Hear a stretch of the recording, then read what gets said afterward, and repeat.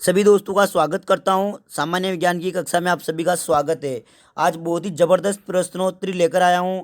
चित्र के माध्यम से समझेंगे पूरी प्रश्नोत्तरी को। चित्र के माध्यम से आप और सबको पता है कि चित्र के माध्यम से जो भी चीज़ हम पढ़ते हैं वो हमें स्थायी रूप में याद हो जाती है। साथ ही में रोज़ लाइव आता था, लेकिन हमारी जो बहनें हैं और हमारे भाई हैं वो कमेंट करके बोल रहे थे, गुरुजी हमारे बीए वगैरह बीए इनके एग्ज़ाम चल रहे हैं, तो कुछ दिनों के लिए आप क्या करो, वीडियो अपलोड कर दो। तो ठीक है, हमने सोचा जैसी आपकी इच्छा।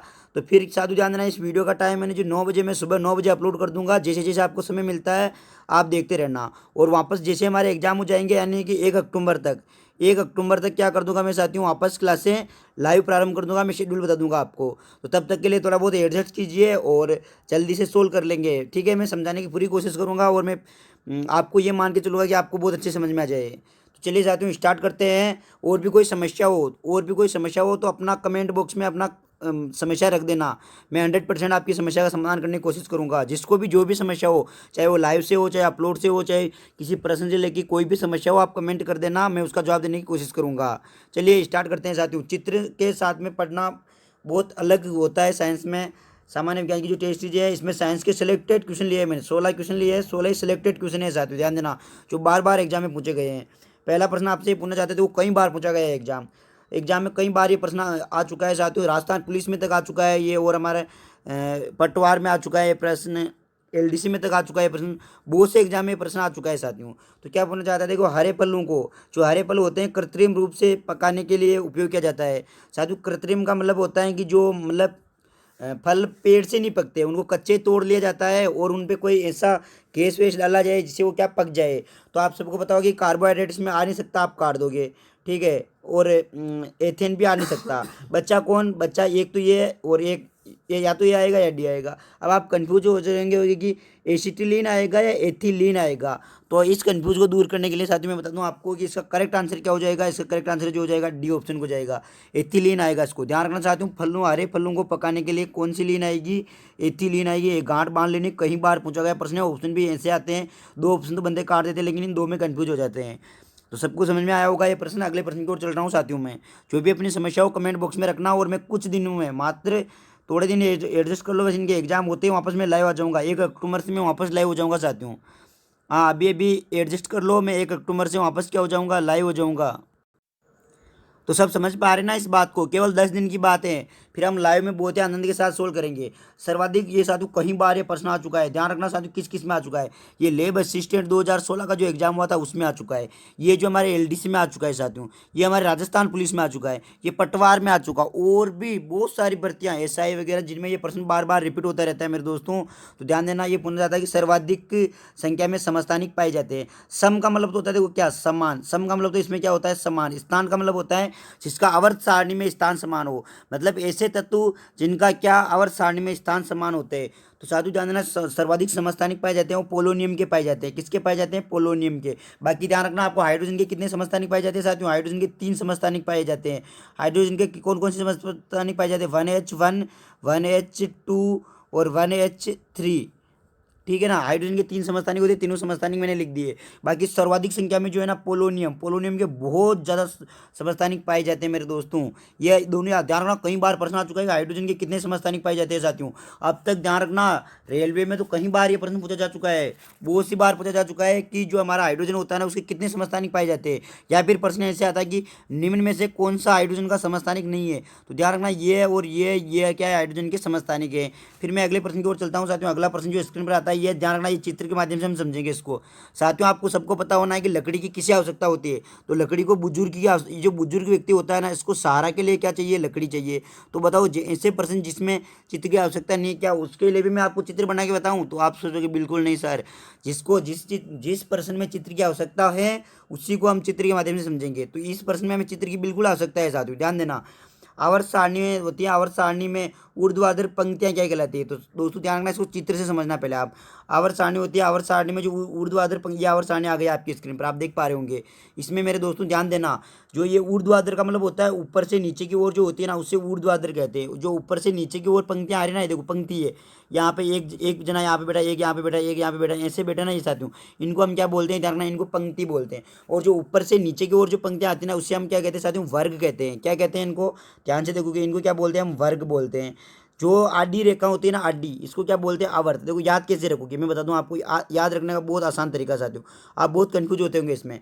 जो आडी रेखा होती है ना, देखो ऊर्ध्वाधर का मतलब तो होता है खड़ा, ठीक है ना, ऊर्ध्वाधर का मतलब क्या होता है, खड़ा। और आडी रेखा जो होती है ना, इन्हें हम क्षैतिज बोलते हैं, क्या बोलते हैं इन्हें, क्षैतिज, क्षैतिज रेखा, या फिर क्या बोलते हैं इन्हें हम, आडी रेखा बोलते हैं। एफ और क्या होता है, आवर्त, और एफ और क्या होता है, आडी। जो आडी होती है वो क्या होती है, आवर्त होती है, और जो मतलब उन्हीं को हम क्षैतिज बोलते हैं, और जो ऊर्ध्वाधर होती है ये क्या होती है, वर्ग होती है। तो साथियों ध्यान देना, अब जो है ना ये प्रश्न आप समझ पा रहे होंगे, इसका आंसर बता दो आप करेक्ट। देखिए इसका आंसर क्या हो जाएगा मेरे दोस्तों, ध्यान रखना। देखो क्या होना चाहता है, ये आवर्त सारणी में ऊर्ध्वाधर पंक्तियां क्या कहलाती है, तो मैंने बताया था ना, ऊर्ध्वाधर को तो क्या कहते हैं हम, वर्ग कहते हैं। और आवर्त किससे कहते हैं, आवर्त जो होती है ना, आडी होती है ना, आडी, उससे क्या कहते हैं हम, ऊर्ध्वाधर का मतलब तो होता है खड़ा, ठीक है ना, ऐसे जो खड़ा होता है ना उसे ऊर्ध्वाधर कहते हैं, और आडी मतलब ऐसे होता है, ठीक है ना। और कक्षा क्या होती है साथियों, नाभिक जो होता है ना, नाभिक, ध्यान रखना, परमाणु जो होता है ना, परमाणु के चारों ओर क्या, ये परमाणु का नाभिक होता है, ये बीच में जो केंद्र होता है उसे नाभिक कहते हैं, और नाभिक के चारों ओर जो होती है ना उसे कक्षा कहते हैं, और कक्षा के अंदर क्या पाए जाते हैं, कक्षक पाए जाते हैं। फिर मैं अगले प्रश्न की ओर चलना चाहता हूँ मेरे दोस्तों। अगला प्रश्न जो स्क्रीन पर आता है आप देख पा रहे होंगे, बहुत अच्छा प्रश्न है साथियों। क्या पूछना चाहता है आपसे, ये पूछना चाहता है कि निम्न में से किस, ध्यान रखना साथियों, निम्न में से किस हाइड्रोकार्बन की केवल एक संरचना होती है। वेरी मोस्ट इंपोर्टेंट प्रश्न है साथियों, कौन इसका आंसर देगा, तो ध्यान रखना साथियों। जो इस, देखो मैं बता दूं आपको साथियों, ध्यान देना, एक संरचना बनाता हूँ मैं, यहाँ पे एक संरचना बनाई मैंने ये, ठीक है ना, इससे हम बोलते हैं क्या, एक संरचना बोलते हैं। ऐसी जो मैं संरचना बना रहा हूँ ना, इसको मैं क्या बोलता हूँ साथियों, इसको मैं बोलता हूँ एक संरचना, ठीक है। और इस, ये किसकी संरचना है आप देख पा रहे होंगे, प्रोपेन की संरचना है। तो हमारा आंसर क्या जाएगा, ऑप्शन नंबर, आप ऑप्शन नंबर जो है ना बी को लॉक कर दिए शब्द ने। प्रोपेन की जो होती है ना एक संरचना होती है साथियों, एक संरचना का मतलब होता है, देखो ऐसी संरचना बनाती है। बाकी इसके अलावा इसकी क्या, प्रोपेन एक ऐसा मात्र यौगिक है जिसके इसकी संरचना दूसरी संरचना नहीं बनती, बाकी एथेन की मेथेन की बनती है। फिर अगला प्रश्न जो आता है मेरे दोस्तों, अगला प्रश्न स्क्रीन पर आता है, वेरी मोस्ट इंपोर्टेंट प्रश्न है। फिजिक्स, केमिस्ट्री, बायो, तीनों को मैंने सम्मिलित किया है इसमें, ठीक है ना, पीसीएम को। शहद में मुख्यतः निम्न में से कौन सी शर्करा पाई जाती है, तो शहद में, ध्यान देना साथियों, वेरी मोस्ट इंपोर्टेंट प्रश्न है, कहीं बार पूछा गया है, किसी की हवा धुआं कुछ नहीं लगा है इसमें, 100 फीट ऊपर से जाता है, ठीक है मेरे दोस्तों। तो इसका आंसर बताइए देखिए मुझे एक बार, शहद में मुख्य रूप से कौन सी शर्करा पाई जाती है, तो ध्यान देना साथियों, शहद में मुख्य रूप से जो शर्करा पाई जाती है वो पाई जाती है हमारी क्या, फ्रुक्टोज पाई जाती है। कल मैंने आपको बताई थी कि फ्रुक्टोज बहुत मीठी शर्करा होती है, और शहद भी बहुत मीठा शर्करा होता है, कल वाले टेस्ट में मैंने बताया था। देखो साथियों, इसमें हमें चित्र की जरूरत है, मैंने इसमें इसके लिए बिल्कुल चित्र लिया। मनुष्य के स्वच्छ नेत्र, मतलब स्वच्छ का मतलब होता है साथियों कि जिसकी नेत्र खराब नहीं हुई है, में प्रतिबिंब बनता है, रेटिना के आगे, रेटिना के पीछे, रेटिना पर बनता है। तो कहाँ बनता है मेरे को जल्दी से बताइए साथियों, हाँ कहाँ बनता है बताइए मुझे जल्दी से। तो ध्यान देना मेरे दोस्तों, ये रेट बनता है रेटिना पर। अब रेटिना क्या होता है साथियों, इसको देखना बहुत जरूरी होता है। देखो ये जो होता है ना साथियों, ध्यान देना, ये हमारे मानव की क्या होती है, आँख होती है, ये मानव की आँख होती है साथियों, कहीं बार प्रश्न पूछा गया है इससे। जो ये होते हैं ना, इसी को हम क्या बोलते हैं साथियों, रेटिना बोलते हैं। इसको क्या बोलते हैं हम, रेटिना। अभी रेटिना इंग्लिश शब्द है, इसको हिंदी में हम क्या बोलते हैं मेरे दोस्तों, ध्यान देना, इसको हिंदी में बोलते हैं हम दृष्टि पटल बोलते हैं। तो ध्यान रखना, दृष्टि पटल बोलो चाहे रेटिना बोलो, बात क्या है, दोनों एक ही है। फिर ये पूछता है कि साहब यहाँ से हमारे क्या आता है, प्रकाश आता है, यहाँ से प्रकाश आता है ना मेरे दोस्तों, तो ध्यान रखना ये रेटिना पर जाता है। अगर प्रकाश यहीं तक रुक जाता है तो भी दोष है, और प्रकाश रेटिना के पीछे चला जाता है तो भी दोष है। यहाँ पे अगर रेटिना पर प्रकाश रुकता है तब दोष नहीं है। तो ध्यान रखना साथियों, ये याद रखना आपको। जो इसकी मैं व्याख्या कर देता हूँ, एक बार व्याख्या समझ लेना आप। तो ये प्रश्न आपको समझ में आ ही चुका होगा कि जो हमारी स्वास्थ्य नेत्र जो होती है ना, आँख होती है ना, उसमें प्रतिबिंब कहाँ पे बनता है, रेटिना पर बनता है। अगर आगे बनता है तो भी दोष है, और पीछे बनता है तो भी दोष है, ठीक है ना। कहीं पे भी बनो, आगे एक पीछे कहीं भी बनो, दोस्त सो गए सही। अब साथियों आपको ये याद रखना है, ध्यान देना साथियों, ये चीज़ इंपॉर्टेंट होती है। ये अनंत क्या था, ध्यान रखना, हमारे मानव नेत्र की जो निकटतम दूरी तो होती है, 25 सेंटीमीटर। मतलब हम निकट का जो बिंदु होता है वो तो 25 सेंटीमीटर, और दूर का बिंदु जो होता है ये अनंत होता है, ये भी याद रखना है आपको। फिर मैं अगले ये इसकी व्याख्या करता हूँ साथियों, व्याख्या समझ लेना आप। तो इसमें क्या है, ध्यान रखना, जो हमारा लेंस और रेटिना, ये रेटिना है हमारा, ये रेटिना है, और ये क्या है हमारा लेंस है। इसके मध्य जो द्रव पाया जाता है ना, इसे बोलते हैं काचाप द्रव। कई बार प्रश्न आ चुका है कि काचाप द्रव आँख में किन किन के मध्य पाया जाता है, तो ये हमारे क्या, उत्तल लेंस। ध्यान रहे, लेंस कौन सा होता है साथियों, ये प्राकृतिक लेंस होता है और उत्तल लेंस होता है। कौन सा लेंस होता है, तो ये उत्तल लेंस होता है। उत्तल लेंस और प्राकृतिक होता है ये। इसकी संरचना कैसी बनती है, तो ऐसी बनती है इसकी संरचना। तो जो दृष्टिपटल, मतलब हमारे दृष्टिपटल का मतलब है रेटिना और हमारे लेंस, उत्तल लेंस के मध्य जो द्रव पाया जाता है उसे कहते हैं काचाप द्रव। और जो हमें दिखने के लिए जो तंत्रिका होती है उसे बोलते हैं हम क्या, दृक् तंत्रिकाएं। और ध्यान देना साथियों, बहुत इंपॉर्टेंट चीज़ है, जिससे हमारा लेंस जुड़ा रहता है, जिससे हमारा लेंस जुड़ा रहता है, उत्तल लेंस, इस जो आँख मानव की आँख में जो लेंस पाया जाता है उससे हम उत्तल लेंस कहते हैं। और ये लेंस क्या होता है साथियों, प्राकृतिक होता है मेरे दोस्तों, ध्यान देना क्या होता है, ये प्राकृतिक होता है। उत्तल लेंस होता है, प्राकृतिक होता है। और इस लेंस को जो पकड़ के रखती है उसे बोलते हैं हम पक्षमापी पेशियाँ। देखो पै फोर क्या हो जाएगा, पकड़ के, और पै फोर क्या हो जाएगा, पक्षमापी पेशियाँ। और ये लेंस जो है ना इसको हम क्रिस्टल लेंस बोलते हैं, क्यों, क्योंकि इसमें हल्की फुल्की चमक होती है। आगे जो होता है ये नेत्रोद होता है, फिर हमारी ये पुतली होती है, ये परितारिका होता है, ये स्वचमंडल होता है। ये आपको नेत्र के भाग याद रखने, कई बार प्रश्न आ चुका है कि निम्न में से कौन सा नेत्र का भाग नहीं है। अगला प्रश्न आता है साथियों, अंकुरित हो रहे बीजों में निम्न में से कौन सी शर्करा पाई जाती है। आपने देखा होगा कि कोई भी जैसे अनाज है, सोयाबीन है, जैसे बात करते हैं सोयाबीन है, चने हैं, मूंग है, उड़द है, इनको हम है ना ऐसे कच्चे खाते हैं तो हमें मीठे नहीं लगते। लेकिन साथियों जब हम इन्हें थोड़े पानी में भिगो के खाते हैं या अंकुरित हो जाते हैं ना, अंकुरित का मतलब होता है तो हल्के फुल्के फूल जाते हैं और 12 घंटे पानी के अंदर रह जाते हैं, 8 से 12 घंटे पानी के अंदर रह जाते हैं। तो फिर साथियों क्या क्या पाया जाता है इनमें, ध्यान देना, इसमें क्या हो जाता है साथियों, ध्यान रखना, माल्टोज पाया जाता है इसमें। कौन से, माल्टोज शर्करा पाए जाने के कारण ये क्या हो जाते हैं, मीठे मीठे होते हैं।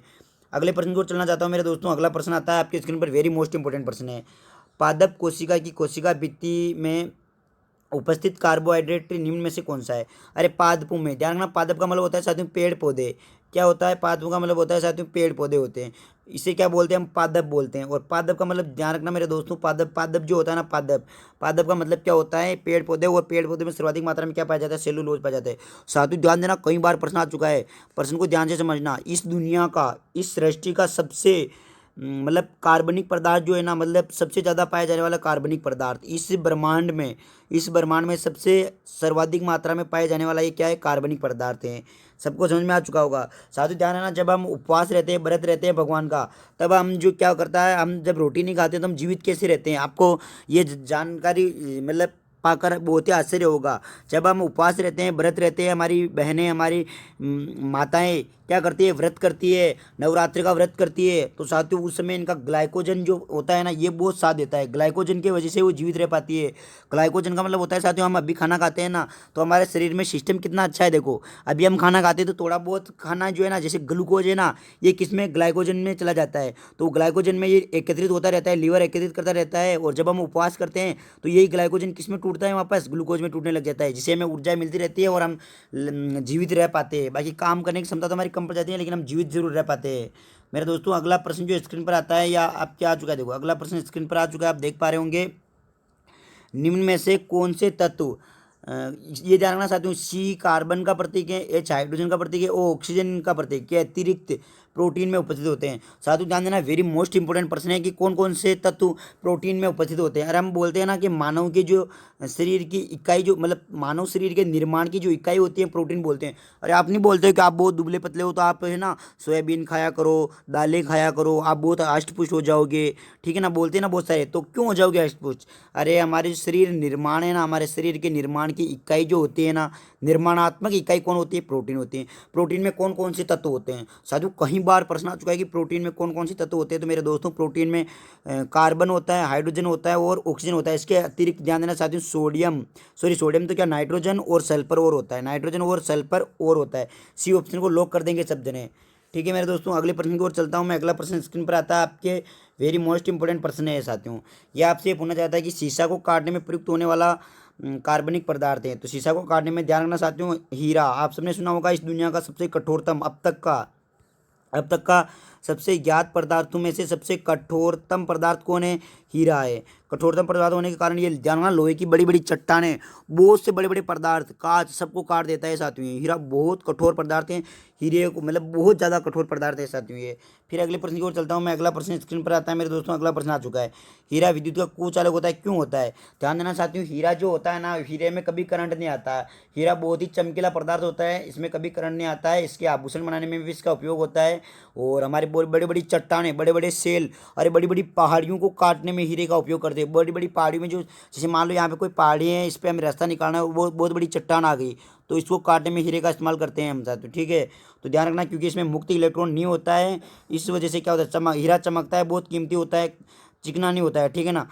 तो साथियों ध्यान रखना, बहुत कीमती भी होता है, चमकीला भी होता है, लेकिन इसमें मुक्त इलेक्ट्रॉन नहीं होता है। क्यों नहीं होता है, क्योंकि सहसंयोजक बंद होने के कारण इलेक्ट्रॉन को बहुत ही जोरदार पकड़ के रखता है, ठीक है। स्नेह के रूप में प्रयुक्त होने वाले कार्बनिक अपरूप जो होते हैं वो ग्रेफाइट होते हैं। ध्यान रखना चाहते हो, आपने कहीं पेट्रोल पंप पे आप गए हो और आपने ल्यूब्रिन देखा होगा, ल्यूब्रिएशन देखा होगा, तो ध्यान देना चाहते हो वो क्या होता है, ग्रेफाइट होता है एक बार। फिर आपने गाँव में अगर आप ट्रैक्टर वगैरह जेसीबी वगैरह साधन देखते होंगे आप, तो उसमें चाहते हो ग्रीस फोर्ड, वो ग्रीस जो होता है ना, ग्रीस, वो क्या होता है, ग्रेफाइट का होता है वो, ठीक है ना, वही। अगला प्रश्न आता है साथियों, ध्यान रखना। अगला प्रश्न जो आता है यह आ चुका है कि हीरा तथा ग्रेफाइट उदाहरण है। तो हीरा तथा ग्रेफाइट किसके, साथियों ध्यान देना, कार्बन के अपर रूप होते हैं। कार्बन के तीन अपर रूप होते हैं, कार्बन के तीन अपर रूप होते हैं, हीरा, ग्रेफाइट और फ्लोरीन। फिर अगला प्रश्न आता है मेरे दोस्तों, अगला प्रश्न जो आता है स्क्रीन पर आ चुका है, ये कहना चाहता है कि निम्नलिखित में से कौन सी गैस कोयले की खानों में पाई जाती है। बहुत इंपॉर्टेंट प्रश्न है साथियों, कई बार पूछा गया है एग्जाम में, वेरी मोस्ट इंपॉर्टेंट प्रश्न है, स्क्रीनशॉट जरूर ले लेना साथियों। एक मेथेन गैस एक मात्र ऐसी गैस होती है इसका सूत्र होता है CH4। ये हमें दलदली स्थानों, और आपने देखा होगा तालाब में कहीं गए हो इधर उधर घूमने, तो तालाब से या कुएं से, जो कुआं होता है, अपने खेत पे गए हो कभी, तो कुएं से आपने देखा होगा साथियों, कुएं से बुलबुले निकलते रहते हैं, ऐसे बुलबुले निकलते रहते हैं। हमारी माताएं कहती हैं कि बुलबुले सांप के बुलबुले हैं, मतलब जो जल के अंदर जीव रहते हैं उसके बुलबुले, लेकिन साथियों ध्यान रखना उसके बुलबुले नहीं है ये किसके बुलबुले हैं साथियों, ये मेथेन के बुलबुले हैं ये। तो मेथेन गैस बहुत ज्वलनशील गैस होती है, और बहुत सी बार कोयले की जो खान होती है ना उसमें आग लगा देती है, ये कौन सी, मेथेन गैस ये। तो इसका आंसर सभी जने लॉक कर देना, कौन सा आंसर हो जाएगा इसका, C ऑप्शन करेक्ट हो जाएगा। फिर मैं अगले प्रश्न की ओर चल रहा हूँ साथियों, ध्यान रखना। अगला प्रश्न जो स्क्रीन पर आता है वो ये आ चुका है, देखो आप देख पा रहे होंगे। इनमें से ये पूछना चाहता है आपसे कि कार्बनिक यौगिकों में क्रियात्मक समूह के कारण कार्बनिक यौगिक दर्शाते हैं। तो कार्बनिक यौगिक क्या दर्शाते हैं, विशिष्ट गुण। अरे विशिष्ट गुण का मतलब होता है कि इनमें बहुत सारे गुण होते हैं, श्रृंखलन का गुण होता है, इनमें बहुत लंबी श्रृंखला बनाते हैं। साथियों ध्यान देना, एक इंपॉर्टेंट चीज बता दूं मैं, कार्बन और हाइड्रोजन। देखो कार्बन क्या होता है, कार्बन जो होता है ना काला होता है, और हाइड्रोजन क्या होता है, अवारा होता है। कार्बन क्या होता है, देखो कार्बन तो होता है काला, और हाइड्रोजन क्या होता है, अवारा। कार्बन और हाइड्रोजन दोनों ने मिलकर की दोस्ती, और इन्होंने, ध्यान रखना साथियों, मिलियन मिलियन में इन्होंने क्या कर दिए साथियों, यौगिकों का निर्माण कर दिए, मिलियनों में, मतलब इन्होंने, ध्यान देना साथियों, कहीं यौगिक इन्होंने बहुत सारे यौगिक बना दिए, इन्होंने इनके विशिष्ट गुण के कारण ही बनाए हैं इन्होंने, ठीक है ना। अगला प्रश्न जो स्क्रीन पर आता है साथियों, अगला प्रश्न आप स्क्रीन पर देख पा रहे होंगे, ये लास्ट का प्रश्न है। सभी जनों को बहुत खुशी होगी कि लास्ट का प्रश्न है ये पूछना चाहता है आपसे कि कम से कम एक तीन त्रिबंध वाला हाइड्रोकार्बन है। तो ध्यान देना साथियों, एल्काइन जो होता है ना वो त्रिबंध बनाता है। एल्काइन का मतलब होता है साथियों, ध्यान रखना, ये जो संरचना होती है इसे एल्काइन बोलते हैं। एल्काइन के बीच में देखो कितने बंद है, एक बंद, दो बंद, तीन बंद है ना, तो ये एल्काइन बनाती है कितने, तीन बंद बनाती है। तो साथियों ये प्रश्न थे आज के। इसी तरह मैं रोजाना, आप सपोर्ट करते रहोगे तो रोजाना मैं रोजाना इस चैनल पर 9 बजे, ध्यान रखना, ये वीडियो अपलोड कर दूंगा, देख लेना। और 1 अक्टूबर से हम वापस लाइव की योजना बनाएंगे। आप बीच बीच में कमेंट भी करते रहना कि सर आप टाइम भी बताते रहना कि मैं कितनी बजे लाइव आऊँ, तो ठीक है ना। 1 अक्टूबर से मैं वापस लाइव आ जाऊँगा साथियों। थोड़ी सी समस्या है तो उसको एडजस्ट कर लेते हैं, 10 दिन की बात है। आप टाइम बता देना मेरे को, मैं उसी रोज़ कमेंट में टाइम, जो भी वीडियो देख रहा है लास्ट में बस अपने टाइम जरूर बता के जाए सर इस टाइम के आप लाइव आ जाना, ताकि आपका और हम मेरा टाइम मैच खा जाएगा, मैं निश्चित तौर पे लाइव आ जाऊँगा। सभी दोस्तों का बहुत बहुत धन्यवाद, और सभी से उम्मीद करता हूँ आपको वीडियो अच्छा लगा तो आप शेयर जरूर करोगे, अपने फेसबुक व्हाट्सएप पर शेयर करोगे, और चैनल को सब्सक्राइब नहीं किया, चैनल को सब्सक्राइब करके बेल आइकन को प्रेस जरूर कर लोगे। धन्यवाद दोस्तों।